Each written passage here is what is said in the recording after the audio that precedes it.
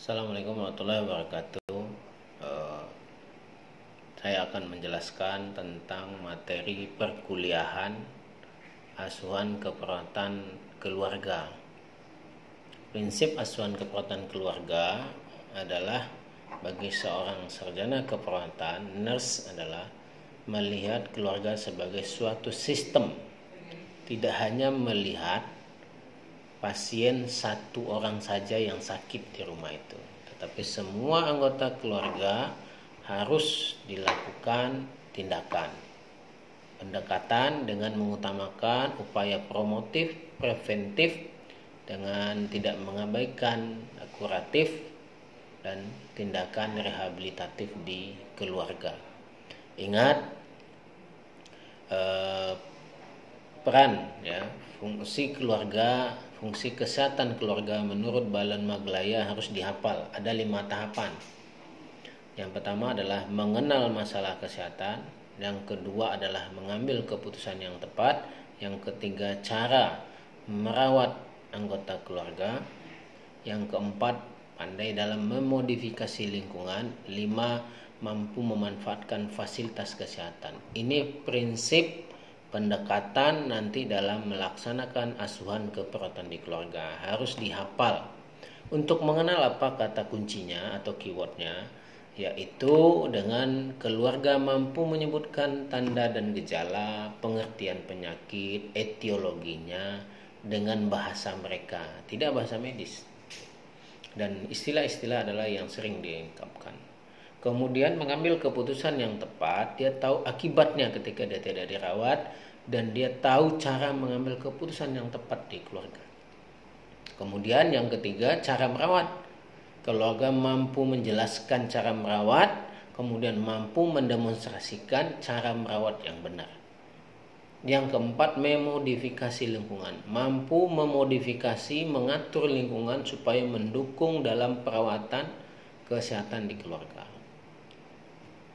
Yang kelima adalah memanfaatkan fasilitas kesehatan. Dalam memanfaatkan fasilitas kesehatan, yaitu keluarga mampu menyebutkan fasilitas-fasilitas kesehatan apa saja yang mampu digunakan atau yang spesifik bagi penyakit-penyakit spesifik dan keluarga. Contohnya bagi keluarga dengan kusta, mana pelayanan-pelayanan yang khusus melayani kusta, atau pasien dengan HIV di keluarga, mana fasilitas-fasilitas pelayanan yang memberikan pelayanan HIV khusus HIV, karena tidak semua pelayanan memberikan pada penyakit-penyakit khusus. Nah, misalnya juga TBC tadi, mana pelayanan-pelayanan yang khusus memberikan penyakit TBC.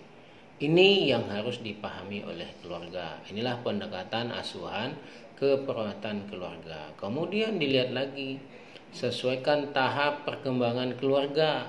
Apakah keluarga berada pada tahap mana? Ingat, adalah tahap keluarga menurut Duval ada 8. Dilihat mana kepala keluarga anak yang tertua berada di fase mana. Apakah dia fase balita, fase anak sekolah, atau fase remaja, atau fase keluar rumah atau dewasa. Itulah standar dikatakan kebutuhan keluarga saat itu. Apa masalahnya? Sesuaikan dengan masalah-masalah yang ada di keluarga pada sesuai dengan tahapan itu. Mana tahapan yang tidak terpenuhi. Ini prinsip ASKEP-nya. Kemudian Anda sebenarnya harus membaca buku pedoman atau buku panduan asuhan keperawatan keluarga atau komunitas yang diterbitkan oleh IPKRI. Wajib punya, karena di sana ada panduan-panduan cara membuat asuhan keperawatan di keluarga. Nah, saya mengharapkan Anda nanti mohon keluarganya, keluarga sendiri, tidak keluarga orang lain, karena ini adalah stay at home, study from home.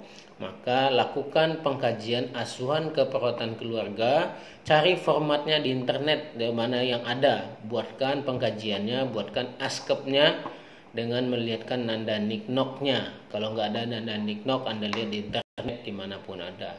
Ya, yang jelas laporan ini harus diberikan nanti ke saya melalui email kelas yang dibuat, saya aksesnya saja, dikasih password. Nah, ini mudah-mudahan paham cara membuat asuhan keperawatan keluarga. Penyakit-penyakit di keluarga itu tergantung tahapannya. Kalau penyakit balita misalnya tumbuh kembang, kurang gizi, atau masalah kebersihan atau ISPA. Pada anak usia sekolah sama kebersihan diri. Pada anak usia remaja adalah masalah pubertas, pergaulan bebas. Pada anak usia dewasa ketika dia tidak mandiri, ya. Kemudian pada usia dewasa juga banyak penyakit-penyakit usia dewasa atau usia pertengahan, ya, hipertensi, DM dan segala macam ini pada usia karakteristik itu. Ingat tadi, Anda harus paham karena keperawatan keluarga ini harus paham medikal bedah. Tidak bisa langsung masuk ke asuhan keperawatan keluarga.